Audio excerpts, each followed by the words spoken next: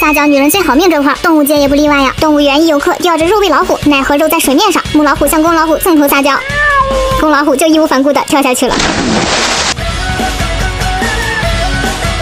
这边公老虎接到了一块肉，旁边的母老虎在地上滚了一圈，公老虎就留下肉默默离开了。公虎在睡觉，母老虎一个撒娇躺进了怀里，旁边的公虎一点脾气都没有，还给母老虎舔毛。